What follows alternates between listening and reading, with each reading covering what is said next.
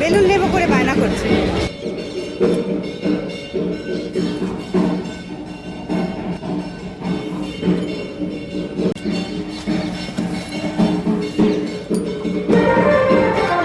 নমো করো নমো করো।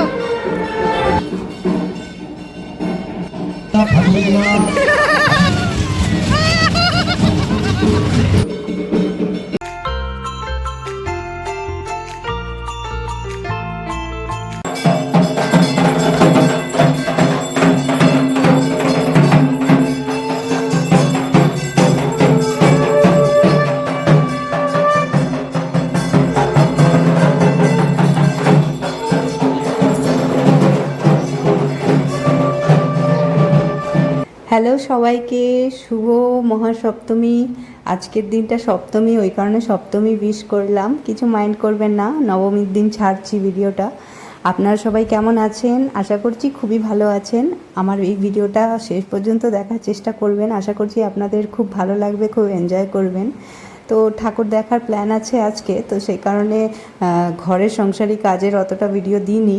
জাস্ট আমি দেখালাম যে আমি ওই ধুনোটা দেখাই, পুজোর সময় ধুনো দেখানো ভালো সারা ঘরে, তো সেই কারণে ধুনোটা দেখানো হয়ে গেছিলো আর কিছুটা পড়েছিল ধোঁয়া, তো সেটাকেও আমি ভাবলাম একটু ক্যামেরা বন্দি করে রাখি, তাই আপনাদের সঙ্গে শেয়ার করলাম। তো এবার আমরা ওই দুপুর 2:30-3টে নাগাদ এই বেরিয়ে পড়েছি ঠাকুর দেখার উদ্দেশ্যে।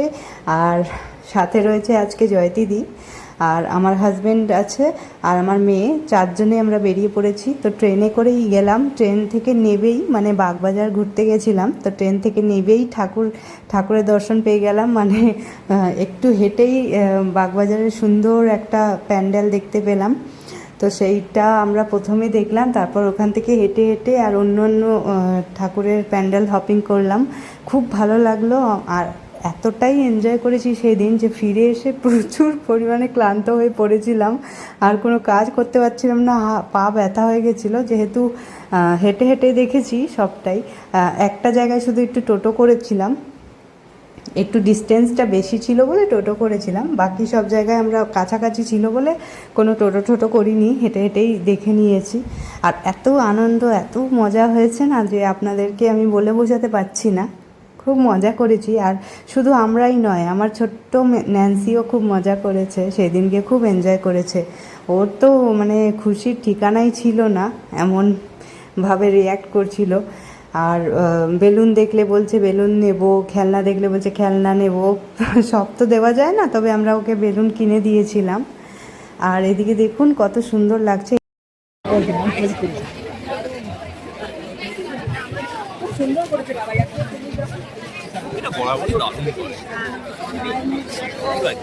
ঠাকুর, শুধু ঠাকুরই দেখতে পাবে চারিদিকে, চারিদিকে শুধু ঠাকুর আর ঠাকুর। দেখো পুরো ঠাকুর। এটাই প্রথমে দেখলাম আমরা বাগবাজারের ঠাকুর, আর এইদিকে সিলভারের যে প্রতিমাটা খুব সুন্দর লাগছিল, তো ভাবলাম অবশ্যই ক্যামেরা বন্দি করে রাখা উচিত, সেই জন্যই ক্যামেরা করলাম। দূর থেকেই করলাম, কাছে যাওয়ার সাহস হচ্ছিল না, এত ভিড় ছিল। মানে ভাবতে পারছেন, সেই ভর দুপুর থেকেই এত ভিড় শুরু হয়ে গেছিলো ঠাকুর দেখার জন্য। তো এখানে দেখুন বাগবাজার লেখা, এটা আমরা ঘুরে এসেছি, খুব সুন্দর হয়েছে। আর ক্যামেরার মধ্যে তো আপনারা অতটা হয়তো বুঝতে পারছেন না, কিন্তু সামনাসামনি দেখলে অসাধারণ অপূর্ব লাগে দেখতে। বেলুন নেবো বেলুন নেবো বেলুন নেবো করে বায়না করছে। দাদা একটু সাইড দেবেন দাদা। কোনটা কোনটা 50? এইটাই চাই ও, সবকটা 50? ও দাদা সব কি একই দাম? সব একই দাম হবে না? তো বেলুনগুলোর অনেক দাম ছিল, তবুও একটা কিনে দিলাম। এটা একটু কম পড়েছে, তবুও কিনে দিলাম। দাদার মুখটা কই? দাদা দাদা দিদিরা সবাই আছে, ওই সবাই। হয়েছে খুশি খুশি বেলুন পেয়ে? তো আমাদের একটুখানি ঠান্ডা কিছু খেতে ইচ্ছে করছিল বলে একটু আইসক্রিম কিনে খেলাম। আর আমার হাজব্যান্ডের যেহেতু সর্দি হয়েছে, মানে যেদিন বেরোবো সেই দিন থেকেই ওর সর্দি, তো ও আইসক্রিমটা অ্যাভয়েড করলো, খায়নি, আর আমরা দুজনেই খেলাম। ঠাকুরগুলো অপূর্ব সুন্দর দেখতে হয়েছে, খুব সুন্দর হয়েছে। আর ন্যান্সিকেও হাঁটানো হয়েছে, ও যে শুধু কোলে কোলে ঘুরেছে তা নয়, কিন্তু প্রচুর হেঁটেছে। আর এদিকে আমি ফটোশ্যুটও করছি, ভিডিও করছি। দেখুন, ওকে বেলুন কিনে দেওয়া হয়েছে, বেলুন নিয়ে কত সুন্দর একা একা বাবার হাত ধরে হাঁটছে, মানে ওকে কোলে নিতে এখন হচ্ছে না। ওই মাঝে মধ্যে যখন একটুখানি ভিড় হয় তখনই ওকে কোলে নিচ্ছিলাম। তো আমরা তো একজনের উপর ভার দিচ্ছিলাম না, মানে আমি যেহেতু ভিডিও করছিলাম, আমার ফোন থেকেই ভিডিও করা হচ্ছিল, তো নর্মালি যখন ভিডিও করছিলাম না তখন আমি ন্যান্সিকে কোলে নিচ্ছিলাম, আর যখন ভিডিও করছিলাম তখন ন্যান্সিকে জয়তিদির কোলে দিয়ে দিচ্ছিলাম। ওই কারণে আপনারা হয়তো এটা খেয়াল করেছেন বা নোটিস করেছেন যে জয়তিদির কোলেই আপনারা বাচ্চাকে দেখতে পাচ্ছেন। অ্যাকচুয়ালি আমি সেই সময় ভিডিও করছিলাম বলেই ভিডিওতে এসছে, কিন্তু বাকি টাইমটাও আমিও নিয়েছি। তো বলতে গেলে তিনজনে মিলেমিশেই বাচ্চাকে কোলে নিয়েছিলাম।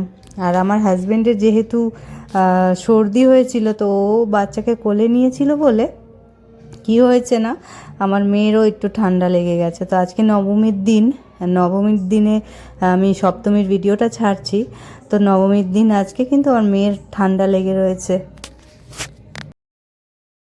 তো যাই হোক, আমি এখন সেকেন্ড নাম্বার ঠাকুর দেখতে চলে এসেছি, সেকেন্ড প্যান্ডেল। তো দেখুন কত সুন্দর, আর ওখানকার ঠাকুরগুলো সত্যিই খুব সুন্দর করে।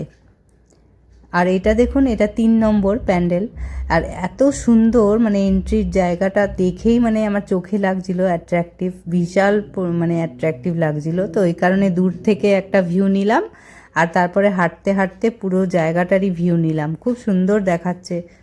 আর এইগুলো না ওই ফিতে দিয়ে হয় না, ফিতে না, কাপড়ের টুকরো করে করে যে ফিতের মতন বানায় ওইগুলো দিয়ে করেছে, কিন্তু দূর থেকে দেখে মনে হচ্ছিল না যে কি সুন্দর একটা জিনিস হবে। কাছে গিয়ে দেখি ওই ফিতে দিয়ে এত সুন্দর যে মাইন্ড খাটিয়ে ওরা এগুলো বানায় না, মানে মানে জাস্ট অসাধারণ আমি বলবো। ভেতরটা দেখুন কতটাই সুন্দর। এই প্যান্ডেলটা কারা কারা ঘুরেছেন আমাকে অবশ্যই কমেন্টের মাধ্যমে জানাতে পারেন। দেখুন ঠাকুরকেও কত সুন্দর দেখাচ্ছে।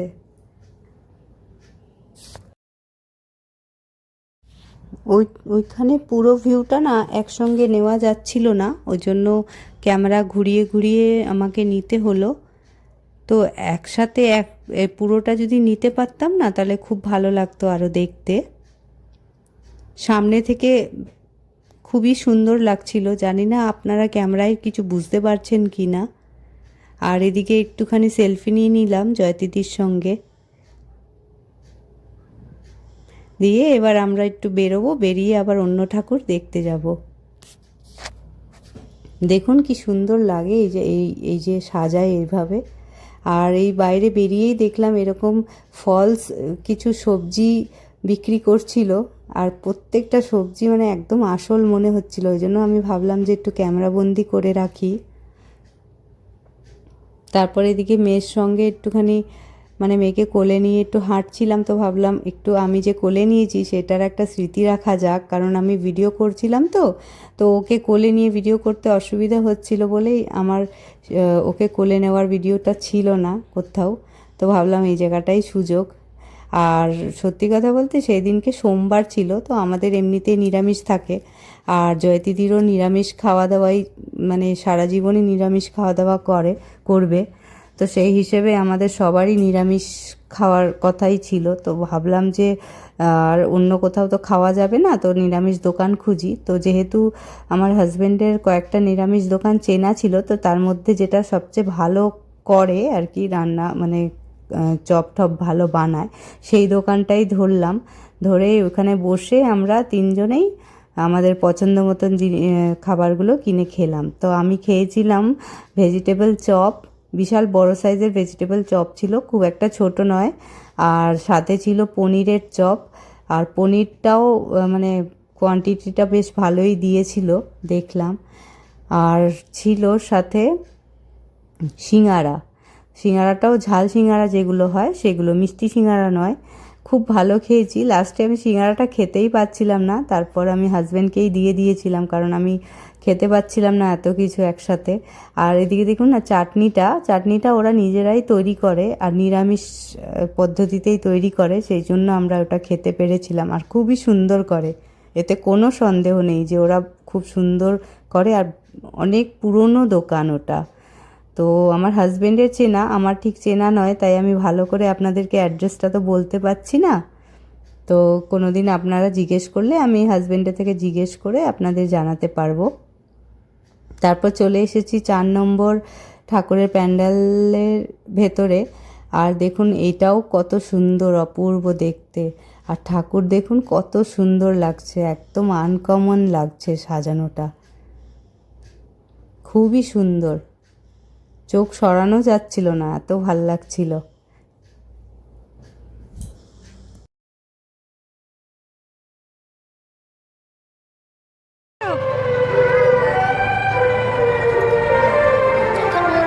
নমো করো।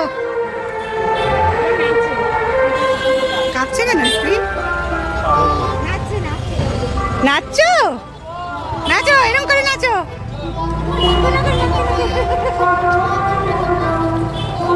ব্যাগটা তো খুব সুন্দর লাগছে, লাইটের জন্য কাঁপছে না স্ক্রিন।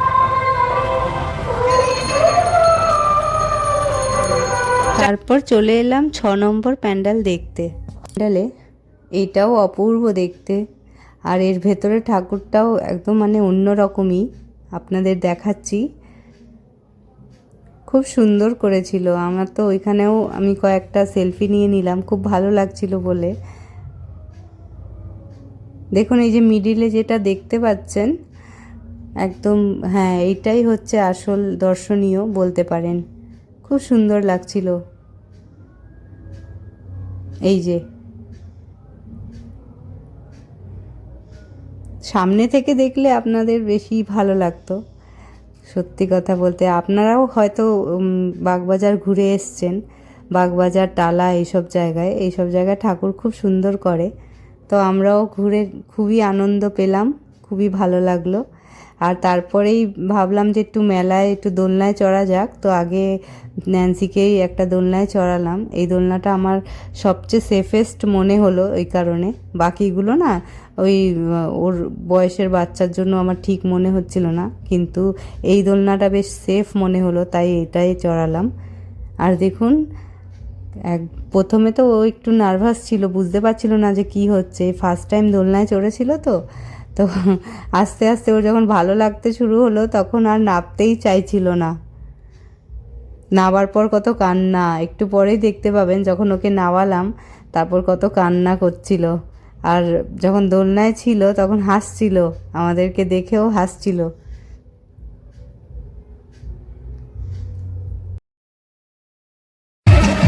আবার করবে, আবার করবে। হাসছে। ভয় পেয়ে গেছিল আমাদের দেখতে না পেয়ে। টুই টুই টুই টুই। ধরে রাখতে বলতে হবে, ধরে রাখবে, শক্ত করে ধরে রাখো, নাহলে নামতে গিয়ে বেকায়দাই হয়ে গেলে ভয় লাগে। ধরে রাখবে শক্ত করে। তো এই ন্যান্সির প্রথম এই দোলনায় চড়ার এক্সপিরিয়েন্সটাকে ক্যামেরাবন্দি করে রাখলাম। আর ও বেশ এনজয় করলো দোলনায় চড়ায়। আর ও না ওই হয় না যে বাচ্চারা ফার্স্ট টাইম এরকম কোথাও উঠলে কান্না করে, ও একটুও কাঁদেনি। মানে ওকে নামানোর পরও কাঁদছিল যে কেন নামালাম, কেন ওইখান থেকে নামালাম ওকে। বুঝতে পারেনি যে ওকে নামিয়ে কোথায় নিয়ে যাচ্ছি, ও ভেবেছে আবার হয়তো চড়বে, কিন্তু নামানোর সময় ও ঠিক নেমেছে, কিন্তু তারপর যেই দেখলো যে না আর চড়াচ্ছি না, তখন শুরু করেছে কান্না। তো এইভাবেই ও মানে করলো, এনজয় করলো, আর কি বলবো। অতক্ষণ তো আর সেকেন্ড টাইম তো ওই দোলনায় চড়াবে না লোকটা। তো যাই হোক, ওকে দোলনায় চড়তে দেখে আমাদেরও একটু ইচ্ছা হলো আমরাও কোনো একটা দোলনায় উঠি, বা ওইখানে তো নাগরদোলা টোলা সবই ছিল, ব্রেক ডান্স, তারপর আরও অনেক রকম ছিল, বেশ বড় সড়োই মেলাটা, অনেক কিছু ছিল মেলাটায় দেখার মতো। তো আমরাও ভাবলাম যে আমরাও কোথাও একটা আমাদেরও চড়া যাক কোনো একটা দোলনায়। তো একটা ভালো একটা দেখতে পেলাম ট্রেন গাড়ির মতো, টয় ট্রেন মতো। তো ভাবলাম যে ওটার মধ্যেই উঠি, ওটা সবচেয়ে সেফ আছে, বাকিগুলো না ওই জয়তিদি একটু ভয় পায়, কারণ জয়তিদির মাথা ঘোরে বলে। তো ওই জন্য জয়তিদি বললো যে না না উঠবে না, নাহলে ব্রেক ডান্সে ওঠার ইচ্ছা ছিল আমার। তো ভাবলাম যে থাক, ব্রেক ডান্সে উঠবো না, যেটা নর্মাল আছে সেটাতেই ওঠা যাক। আর এইটাও খুব ভয়ঙ্কর হয়। আমি তো ভীষণ ইন্টারেস্টেড ছিলাম, কিন্তু ঠিক আছে যেটাতে সবাই সহমতি দিল সেটাতেই উঠলাম শেষমেশ। তো ওই যে একটা ছিল না যে নর্মাল টয় ট্রেনের মতো, তো ওটাতেই উঠলাম। মানে কি বলে ওটাকে আমি ঠিক জানি না, নামটা ঠিক জানি না কি বলে, রোলার কোস্টার এই নয়, ওটা টয় ট্রেনই বলা যায়। তো হালকার উপর দিয়েই ওই দোলনাটা ইয়েটা ছিল, তো ওটায় উঠলাম সবাই মিলে আর বেশ এনজয় করলাম। তো ন্যান্সির অনেকক্ষণই এখানে দোলানো হলো, ওকে এবার নামিয়ে দেওয়া হচ্ছে, তাই আস্তে করে দিল। এবার ও নামবে ঠিকই, কিন্তু পরে যেই বুঝবে যে না আর চড়ানো হবে না, ব্যাস শুরু করবে কান্না, এই শুরু করবে। ভেবেছিল আবার চলবে।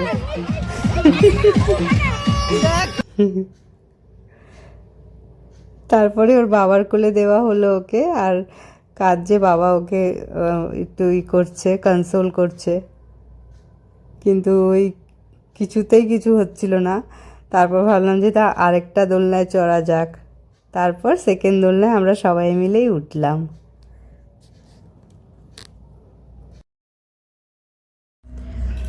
তো এই দোলনায় চড়ার এক্সপিরিয়েন্সটা আমার তো খুবই ভালো লেগেছে, আর আশা করছি ওই জয়তিদিরও ভালো লেগেছে। জয়তিদি আসলে দোলনায় চড়ে খুব একটা কমফোর্টেবল নয়, তবুও আমার বলাতে অনেকটা, আমার ইনসিস্ট করাতে উঠেছিল। আর আমার হাজব্যান্ডও তো উঠেছিল, হাজব্যান্ডের ভালো লাগে উঠতে চড়তে ওটায়, কিন্তু ওই জয়তিদি কমফোর্টেবল ছিল না, তাও আমাদের কথা শুনে একটু উঠেছে, আর বলছিল যে বহু বছর পর উঠেছে। তো যাই হোক, এখন আমরা চড়লাম এই দোলনায়, আর দেখুন কতটা মানে মানে এক্সাইটেড আমি। তো যাই হোক, এই তো শুরু হলো আমাদেরও। অনেকগুলো রাউন্ড দিয়েছে, মানে না হলেও 15-20টার মতো রাউন্ড তো আমাদের দিয়েছেই লোকটা, আর 100 টাকা করে নিল পার হেড। আর ন্যান্সি যেটায় উঠেছিল ওটায় 70 টাকা নিল। তো অনেকগুলোই রাউন্ড দিল, টাকাটা যদিও একটু বেশিই লাগছিল, তবুও আমি ভাবলাম যে এক্সপিরিয়েন্সটা করাই যাক। আর এদিকে ন্যান্সিকে দেখুন, ও একদম মানে ভয়ে রয়েছে, কিন্তু আমরা ওকে মানে ধরে রেখেছিলাম, কোনো ভয়ের কিছু ছিল না।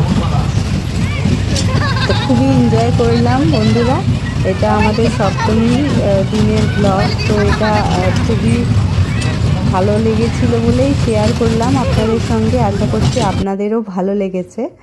তো যদি ভালো লেগে থাকে আমার ভিডিওটাকে লাইক করে দেবেন প্লিজ, আর যে বন্ধুরা আমার চ্যানেলটাকে সাবস্ক্রাইব করেননি প্লিজ সাবস্ক্রাইব করে দেবেন। আশা করছি আগামী দিনে আরও সুন্দর সুন্দর ব্লগ দিতে পারবো। আপনারা আমার পাশে থাকবেন আর সাবস্ক্রাইব করে আমার পাশে থাকবেন। তো আবার দেখা হবে নেক্সট কোনো ব্লগে। Till then take care of your selfs. তারপর এখানে জয়তিদি আমার মেয়েকে একটু ফ্রুটি খাওয়ালো, আর আমাকে একটু কোল্ড ড্রিঙ্কস খাওয়ালো। তো এই ছিল আমাদের খাওয়া দাওয়ার আয়োজন সেই দিনকে। আবার দেখা হবে নেক্সট ব্লগে। ভালো থাকবেন, সুস্থ থাকবেন।